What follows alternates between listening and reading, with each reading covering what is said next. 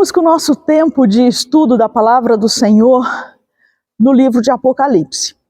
E hoje vamos estar conversando um pouco sobre Apocalipse capítulo 5, o Cordeiro Morto que vive. Que interessante olharmos para o projeto do Senhor e trazermos para os nossos dias de hoje. Você é meu convidado, é convidado da nossa igreja a celebrar conosco, a participar conosco. Participe desta palavra, desta mensagem e fique até o fim. É um privilégio nosso a tua presença, a tua participação. Apocalipse 5, versículo 6, ele começa a dizer aqui alguns hinos de adoração e de louvor ao Senhor. Depois vi um cordeiro. Se na sua Bíblia não estiver com letra maiúscula, esse cordeiro tem que ser trocado. O versículo 6. Depois vi um cordeiro. Ok, vamos. A minha é a linguagem de hoje. Essa também aí? É, né? Depois, eis que vi no centro do trono, cercado pelas 4 criaturas viventes e pelos anciãos, um cordeiro. Confere na sua Bíblia se também está com letra maiúscula. Ele estava em pé como se tivesse sido morto.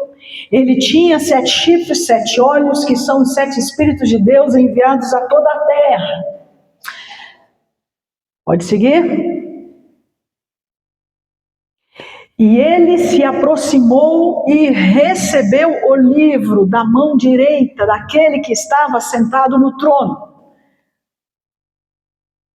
Ao recebê-lo, as 4 criaturas viventes e os 24 anciãos prostraram-se diante do cordeiro. Cada um deles tinha uma harpa e taças de ouro cheias de incenso, que são as orações dos santos. E eles cantavam um cântico novo. O que eles cantavam? Tu és digno, digno de glória e louvor, digno de receber o livro e de abrir os seus selos, pois foste morto e com o teu sangue compraste para Deus gente de toda tribo, língua, povo e nação. Aleluias! Tu os constituíste reino e sacerdotes para o nosso Deus, e eles reinarão sobre a terra. Então olhei e vi a voz de muitos anjos, milhares de milhares e milhões de milhões. Eles rodeavam o trono, bem como as criaturas viventes e os anciãos, e cantavam em alta voz: digno é o cordeiro que foi morto, digno é o cordeiro que foi morto, digno de receber honra, poder e riquezas, sabedoria, força e louvor. Aleluias! Eles cantavam e adoravam o Senhor. Depois ouvi todas as criaturas existentes no céu, na terra, debaixo da terra e no mar, e tudo que neles há, diziam: ao que está assentado no trono e ao cordeiro, canta comigo, seja o louvor e a honra e a glória e o domínio pelos séculos dos séculos. Amém. Aleluias. Então as 4 criaturas viventes disseram amém, e os anciãos prostraram-se e o adoraram. Aleluia. Amém, irmãos. Falta força nessa aleluia, nessa glória, nessa adoração. Sim, o Senhor é vivo. O cordeiro que foi morto vive e reina para todo sempre. E aqui, quando olhamos esse texto que começa no versículo 6, ele começa a dizer desse cordeiro. E aqui a gente tem alguns símbolos, como por exemplo o número 7, que significa perfeição. Quando a gente ouve os 4 seres viventes, ele está falando da criação, do homem que é a obra-prima da sua criação, que é a coroa da sua criação. Ele está falando do leão, que é o mais forte e poderoso. Ele está falando do boi, que é aquele que representa a maior manada que tem, o maior rebanho que tem. Está falando da ave. Sim, ele está falando daquilo que ele fez e que ele criou. Ele está falando dos 7 chifres, o 7 que é a perfeição, o chifre que é a força, o cordeiro, o filho de Deus, o Messias enviado, é aquele que é poder. Ele está falando daquele que tem os 7 olhos, o que significa aquele que tudo vê, aquele que tudo sabe, aquele que nada passa despercebido aos seus olhos. Ele continua no trono, ele continua Senhor da história, o Cordeiro, o Filho de Deus, aquele que veio para morrer por nós, o Messias prometido. Ele vê todas as coisas e ele sabe de todas as coisas. E no versículo 7 diz que se aproximou dele o livro, e nós já vimos o livro que significa. O livro que traz nele as verdades da promessa do Senhor para nós, para os seus filhos. Ele diz então que tinha 4 seres viventes, além desse 4, dando a ideia dos 4 lados em que encontramos o norte, o sul, o leste, o oeste. Ele também fala desses 24 anciãos, no capítulo 7, versículo 5 até o versículo 8, fala ali das 12 tribos de Israel, com o líder de cada uma dessas 12 tribos. Esses 12 líderes das tribos de Israel se juntando aos 12 apóstolos, assim como os seres celestiais que adoravam e que cantavam ao Senhor, dando a ideia que chegará um momento em que todos nós estaremos diante do Senhor, celebrando, cantando, adorando. É por isso que celebramos a ceia do Senhor, lembrando aquele que foi morto, aquele único que é digno de abrir o livro, aquele único que é digno porque ele morreu, aquele único que é digno porque ele se deu em resgate, aquele único que é digno porque Deus amou o mundo de tal maneira que deu o seu único filho, para que todo aquele que nele crer não morra, mas tenha a vida eterna. Essa vida eterna que é dada e dita aqui em Apocalipse, porque ele, somente ele é digno de abrir o livro, é digno de libertar e perdoar, ele é digno diante de Deus, porque Deus assim o colocou. Aqui uma outra fala do Senhor, que eles estão diante do Senhor. Agora não existe mais um tabernáculo, agora não existe mais um templo, porque a presença do Senhor é reconhecida ali. Não precisa mais de um templo para estarmos indo àquele local adorar. Não existe mais o tabernáculo para que pudéssemos, assim no Velho Testamento, ir lá e colocar incensos, sacrificar animais. Mas a presença do Senhor, então agora estabelece diante dos homens a oportunidade de estarem adorando, cultuando, sem irem a um local para adorar. Aleluias, aleluias. E por que isso? Porque o que nós estamos fazendo aqui hoje é uma amostra daquilo que vamos fazer lá. Nós saímos do nosso lar, da nossa casa, e a gente vem a um templo para adorar. O povo de Israel no Velho Testamento viajava ou faziam algumas maratonas para ir ao tabernáculo, cultuar e adorar, fazer incensos. O Senhor Deus está dizendo aqui: há de chegar o momento em que a presença do Senhor, o Senhor soberano no seu trono, então estará junto com o seu povo, e não mais precisaremos mais do templo ou do tabernáculo, mas celebraremos e adoraremos. Uma coisa interessante que a gente observa no versículo 10, ele está dizendo que Deus em Cristo constituiu reino e sacerdote para nosso Deus, e eles reinarão sobre a terra. As pessoas que estavam ouvindo essa mensagem, que estava indo ao coração deles, eram pessoas opressas, escravizadas. O Império Romano exercia poder sobre essas pessoas. E aqui é uma grande lição que nós devemos trazer para nós. Quem exerce poder, ou o que exerce poder e domínio sobre a tua vida? Você já pensou sobre isso? Quantas vezes você já quis adorar e celebrar o Senhor, mas algo exerce um domínio sobre você? O que será?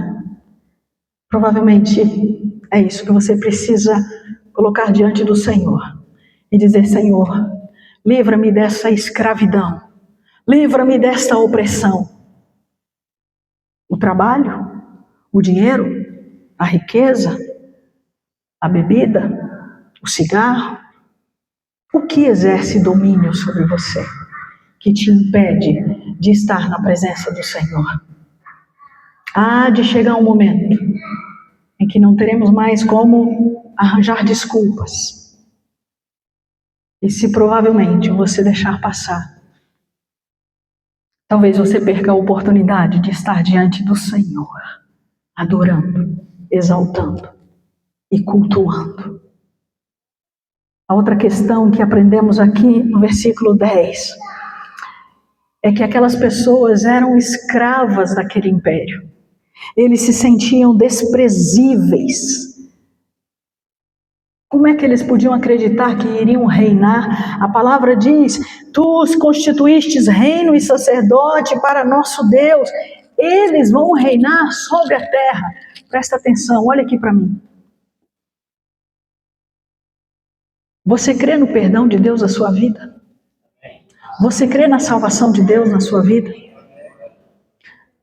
Talvez no seu coração você se sinta a pessoa mais indigna, mais imperfeita, imerecedora da graça e do perdão de Deus. Assim como estes que ouviam a palavra, que eram escravos, estavam subjugados pelo Império Romano. De repente você está permitindo que algo subjugue a tua alma, domine os teus pensamentos. Pode ser a televisão, pode ser uma série. Você é capaz de maratonar uma série, mas é incapaz de passar uma semana em oração e jejum na presença do Senhor. Você é capaz de dobrar o horário de trabalho para ganhar um pouco mais e dormir menos, mas é incapaz de passar umas 2, 3 horas em oração na presença do Senhor. O que é que domina a tua vida? O que é que escraviza a tua vida? E que te torna uma pessoa incapaz de ouvir esta palavra e acreditar que ela é a palavra de Deus ao teu coração? Eu não sei.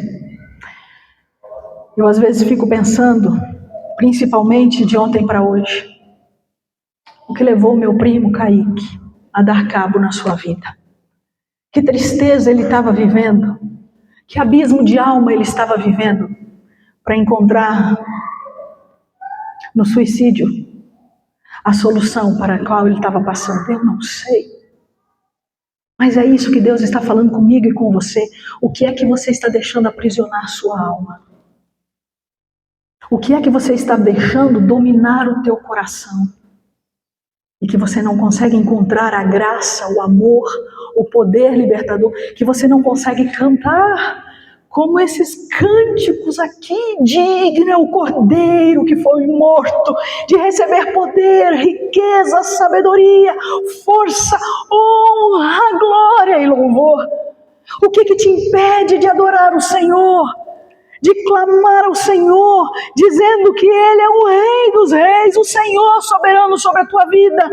Qual é o domínio que impera sobre você? Qual é a legalidade que você tem dado sobre a sua alma que te impede de adorar o Senhor? Qual é a força que domina a tua mente, que te torna incapaz de dizer àquele que está sentado no trono e ao Cordeiro, seja o louvor? O que te impede de se reunir com a sua família e adorar o Senhor? Era disso que o Senhor Deus estava dizendo àquele povo. Não é sobre o Império Romano, é sobre a alma. Provavelmente, muitas pessoas não conseguem adorar o Senhor, porque as suas almas estão cativas de coisas, sonhos, ideais, e não conseguem adorar o Cordeiro, aquele que está sentado no trono e que vive e reina para todo sempre. É disso que fala Apocalipse. E por isso que às vezes é tão difícil a gente ler Apocalipse, porque Apocalipse fala com a minha alma. Apocalipse me traz uma decisão a ponto de dizer: Ronilce, ou você anda comigo e eu serei o seu Deus, eu serei o Senhor na sua vida, ou você vai estar longe de mim, da graça, da bênção e do favor.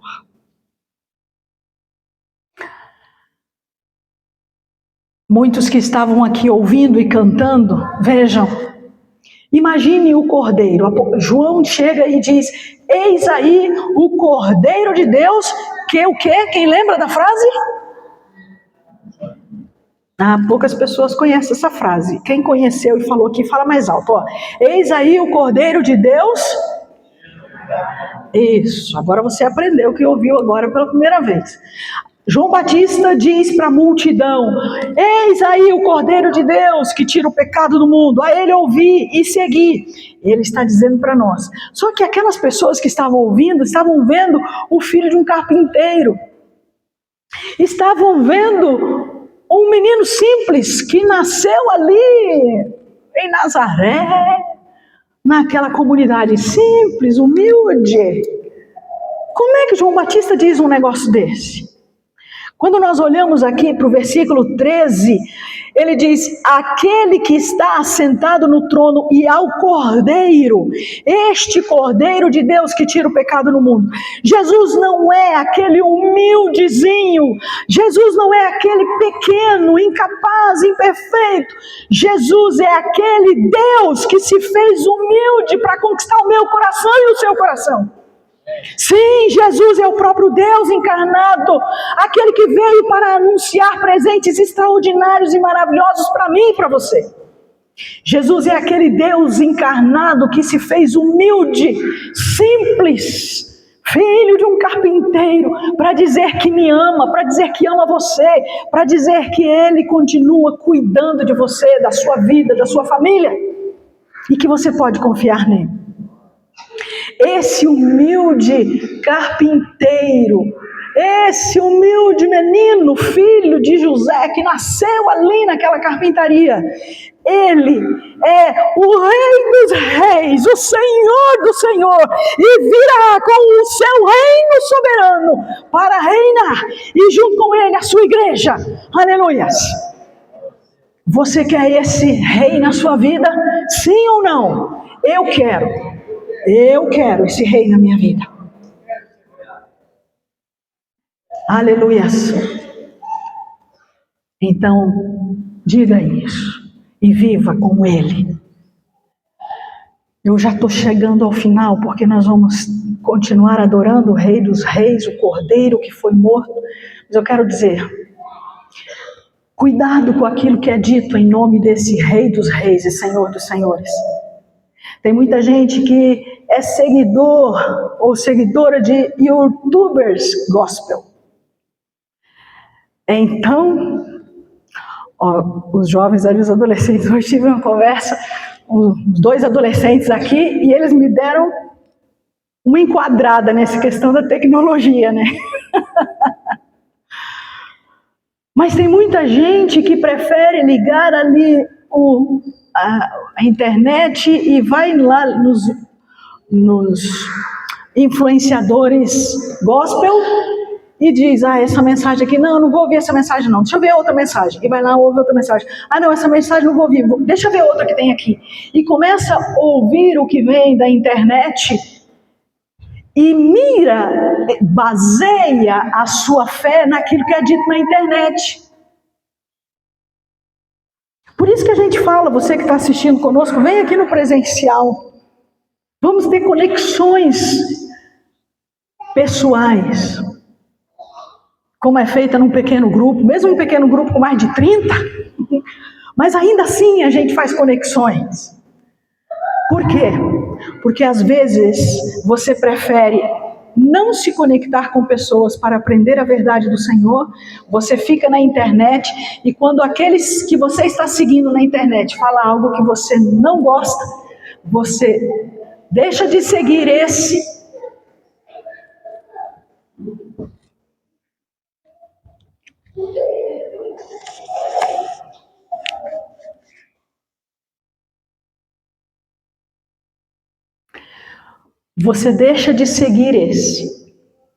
e passa a seguir outro. E o que o Senhor Deus está querendo dizer para mim é: eu quero te dar um só para você seguir. Aquele que é o caminho, aquele que é a verdade e a vida. Não deixe que outras pessoas determinem como você deve viver a fé. Não deixe que outras pessoas sejam gurus da sua vida com Deus. Busque o Senhor e deixe o Senhor guiar a tua vida. E por fim, eu termino com um texto que está lá no capítulo 11 de Apocalipse, versículo 15. Esse cântico é o cântico da abertura da 7ª trombeta. Eu não vou falar sobre as trombetas agora, mas eu quero pegar o cântico que é dito aqui.